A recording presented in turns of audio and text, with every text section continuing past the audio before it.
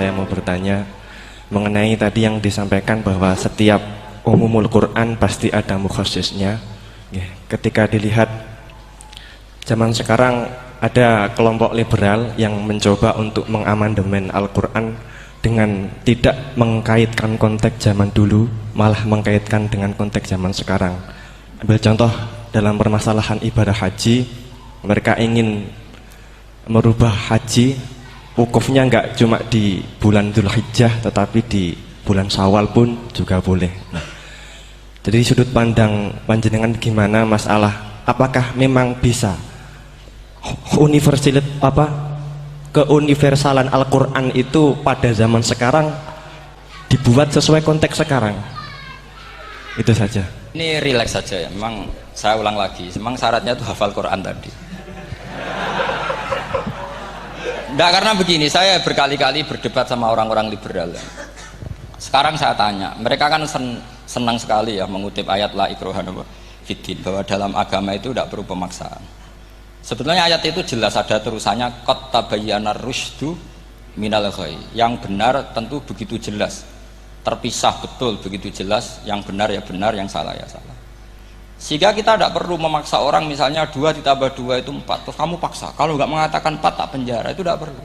Kalau orang waras pasti bilang 2 tambah 2 4, 1 tambah 1 2. Kebenaran la ilaha illallah itu seperti itu, kebenaran yang begitu nyata sehingga tidak butuh dipaksa. Jadi sebetulnya la ikraha fiddin itu konteksnya karena kebenaran benar-benar sudah punya eksistensi yang nyata, untuk diakui itu tidak butuh pemaksaan. Orang seluruh Indonesia kan bilang 1 tambah 1 itu 2, nggak usah diintimidasi nanti ditangkap Pak Gatot gitu. Ya tidak perlu. Makanya terusannya ayat lah, repotnya sekarang santri-santri kalau pidato khitobiah di pondok-pondok ya diputus kayak orang liberal, la ikraha fiddin.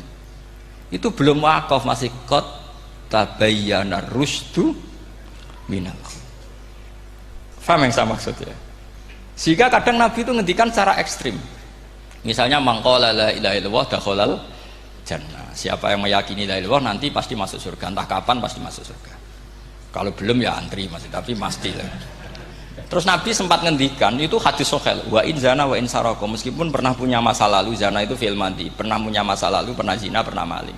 Itu sampai 3 kali sahabat protes. Tapi saya berkali-kali ngomong di ngaji di Jogja, di Bojonegoro, di rumah ngomong, kebenaran yang absolut, kebenaran yang hakiki tidak bisa terganggu oleh perilaku sosial.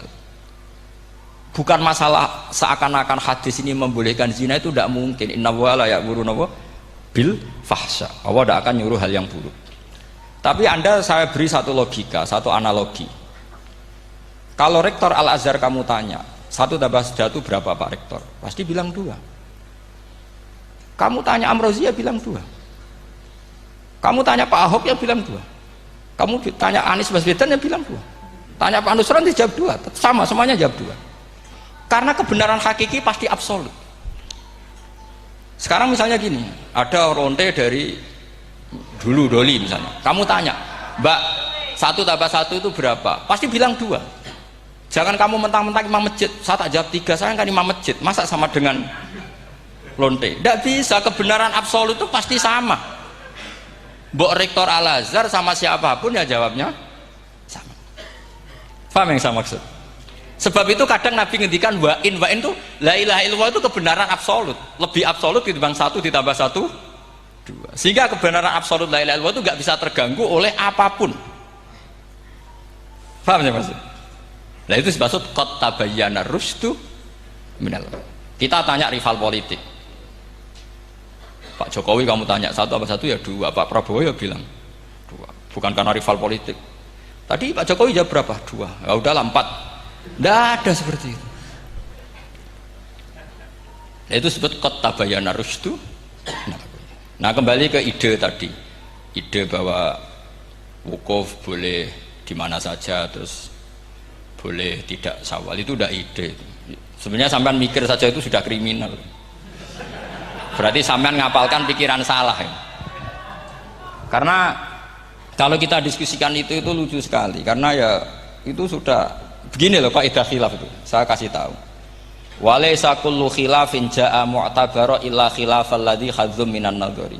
Tidak semua khilaf itu dianggap satu khilaf, satu perbedaan pendapat kalau kualitasnya nggak sama-sama mutu. Kalau yang satu nggak mutu itu nggak dianggap khilaf, nggak level.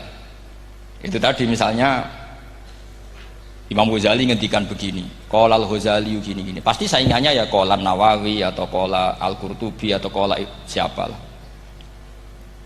Jangan qala al-Ghazali terus kamu saingi menurut Ustadz dari Solo, dari Jogja, wah ya udah level, masa Imam Ghazali disaingi. Itu ya, aturannya seperti itu. Ini jelas Rasulullah sendiri yang ngendikan al-hajju arafah, bahwa syarat sahnya haji adalah wukuf, dan Nabi menyebut arafah. Tentu kita tidak pernah memperbandingkan apa yang disabdakan Nabi dengan yang jadi pikiran mereka itu. Kalau mereka alasannya karena orang bergumul di situ, di Mina, di Arafah, gara-gara waktunya sama, titiknya sama, terus terjadi kematian gini. Apa yang nggak wukuf di Arafah itu hidup semua. Itu kan kayak dalilnya orang rokok mari cepat mati. Oh, sing ra rokok ya mati. Orang-orang jil juga mati. Orang-orang liberal yang pikirannya katanya ingin menyelamatkan kehidupan juga pada akhirnya mereka mati. Mendingan mati di Arafah, keren di tanah suci. Bodoh usah begitu. Sebenarnya begini loh, mereka itu menjadi salah karena nggak mau ngaji fikih secara serius. Saya itu menyesal sekali ya, kenapa sih orang wukuf itu kok dungani suwira barbar itu memang sakiliane. Boleh dongo aku yakin pangeran apian sediluk itu tetap dituruti, gitu aja, gak usah lama-lama. Ya kata hikam kan gitu, ngelingno pangeran udah suwi-suwi, sing perlu dielingno sing iso lali, pangeran iso lali kok amen mbok elingno wae kan gitu cara madzhab hikam. Makanya kata madzhab hikam kan gitu, wa inna ma yunabbahu man yajuzu alaihil ikhfal, yang boleh diingatkan yang mungkin lupa. Tapi kalau masih ingat ya sudah tidak usah diingatkan lagi. Doa itu sekali saja. Saya ini termasuk korban kitab hikam. Loh, saya itu berkali-kali ke Mekah. Itu saya kalau dongo itu pertama di Multazam berdoa. Itu saya sebagai santri, ya pas di Multazam ingin berdoa lagi. Tapi mesti spontan itu ingat hikam. Yang boleh diingatkan, yang mungkin lupa. Akhirnya bilang, ya sudah tadi Gusti, ya gitu dok. Di putaran ketiga bilang, tadi loh Gusti, ya gitu terus. Karena memang saya malu mengingatkan zat yang nggak mungkin lupa. Tapi sampean jangan ikut saya, ini kriminal. Ini termasuk sisi-sisi kriminal ilmu saya. Tapi ilmunya ada, sampean cari di hikam. Wa inna ma yunabbahu man yajuzu alihil ikhfal. Yang boleh diingatkan, yang berpotensi lupa. Mungkin Anda punya dalih, wah aku dongo mau nunjukno butuh Gus, tapi rakemin disembadani. Ya alhamdulillah aku yang ngono. Tapi tak pikir makom sampean tidak seperti itu, tetap kepengen disembadani. Lalu pertanyaannya kemudian, kalau kita ngikuti fikih sebetulnya nggak perlu menumpuk di Arafah. Sama cari di takrib, di mu'in, di semua bab fikih. Wukuf di Arafah itu sah dan tidak perlu muksun. Walau mutaraddidan, meskipun hanya jalan-jalan. Bahkan di Fathul Mu'in diberi walau lagi, walau fitolabi abidin. Moro Arafah mbek golek dhuwit ceblok atau golek apa, ngono ya wis sah. Lho andai kan semua melakukan itu mau ngesif muter saja kan selesai kan. Mari terus dodongkrok di situ lama-lama. Iya enggak? Zaman Fathul Mu'in dihentikan walau mutaraddidan, lewat tok itu sudah sah. Bahkan walau fitolabi abidin, meskipun tidak punya niat wukuf, pokoknya ke situ ya sudah nyari-nyari apa gitu. Sing mari menumpuk gara-gara semua itu ingin ideal. Wah mumpung di Arafah, ngentekno Tegal, ngentekno sawah, wah sudah. Makanya kalau haji itu sama orang yang ngedol Tegal mesti seru, wah itu nangis. Haji be orang alim atau orang KBIH gak iso nangis karena malah badi kan, dia kan nggak pati iso nangis mesti itu. Nah ini kan, nah ini penting saya utarakan. Jadi andikan orang itu ya haji kayak orang-orang alim. Setahu saya orang-orang alim kalau haji ya biasa saja, sekadarnya. Karena ya dia tahu ini masalah karena nanti ganggu yang lain, sekadarnya. Karena kita ini berlebihan, akhirnya menumpuk di situ. Padahal fikih zaman dulu sudah mengatakan walau mutaraddidan fitolabi abidin. Jelas itu takbirnya. Masih ingat atau jangan takbir itu? Harus ingat kalau. Jadi ini kan problem kita lagi-lagi tidak hafal, kita tidak menguasai ngotok fikih. Saya dulu sinau Fathul Mu'in, makanya Gus Zofur itu cerita, kita ini hidup, Gus Zofur sering cerita ke saya, kita ini hidup berkah Gus. Zaman saya jenengan itu rata-rata teman-teman Fathul Mu'in itu setengah hafal i'anah. Ya karena kompetitornya ya baik, peminatnya ya baik. Dulu saking senengnya Gus Naji sama ilmu itu, beliau pernah ikut Fathul Mu'in era saya. Padahal sudah dari Mekah lama. Saking senengnya ilmu. Jadi kita dulu biasa diskusi dengan Gus Naji, dengan Gus Zufur, karena saking senengnya ilmu. Ya itu tadi, karena memang ilmu itu asik. Tapi kita ini belajar fikih itu tidak seperti itu. Kita sudah kayak, ya sudah kayak orang-orang yang nggak mau fikih. Wong nak dongo ning Arafah gini-gini terus ya hanya gitu-gitu dok. Ndak mikir kalau ganggu orang lain itu begini juga dipikir. Itu satu. Jadi menurut saya sampean jangan pernah terlintas bahwa pendapat jil atau apa saja itu pendapat. Walaysa kullu khilafin ja'a mu'tabara illa khilafal ladzi haddu minan nadhari. Ndak semua khilaf itu kita hitung khilaf kecuali yang kualitasnya sama.